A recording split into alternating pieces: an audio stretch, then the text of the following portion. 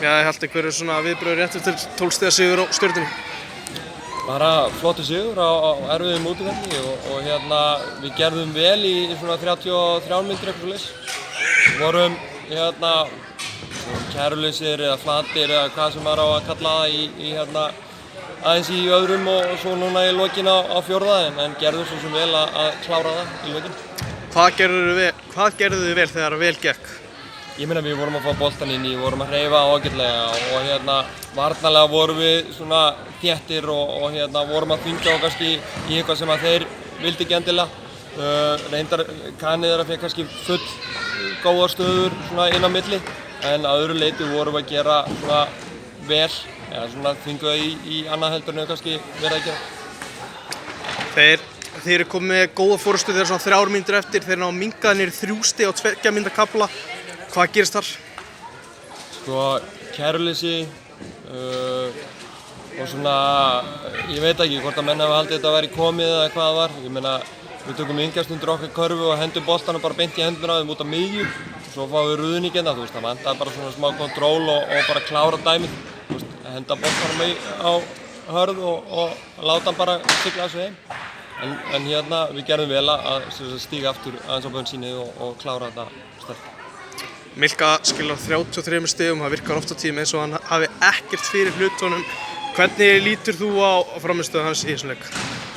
Ég meina, þetta bara það sem við erum að reyna að gera með honum, hann á að fá boltan djúpt og hann getur skotið fyrir utan, hann hefur helling af vopnum og hann góður að skila bæði hægri og vinstri og það bara mjög erfitt að dekka hann. Ég meina, ég er búinn að segja það örugglega í öllum viðtölum, þetta fanta leikmaður og fanta karakter þó að tala ógeðslega mikið og allt það en að öðru leyti hann frábær. Hörður skilar 9 stigum, 0 stig í hálfleik en það var svo talað það í stúkunni að þetta væri besti 0 stiga hálfleikur sem fólk hefði séð. Hvað gerir hann í fyrri hálfleik sem svona frábært? Hann bara stýrir, hann þarf ekkert endilega að skora eitthvað 20 stig í hverju leik. Hann bara stýrir okkar sóknarleik og svo varnarlega hann náttúrulega frábær eins og menn vita en hann kemur mönnum í rétta stöður, hann kemur dóma á réttu stað og þess vegna hann að skila þessu, hann að fá kanan hjá okkur réttu stöðum á dýnum, hann bara stýrir þessu.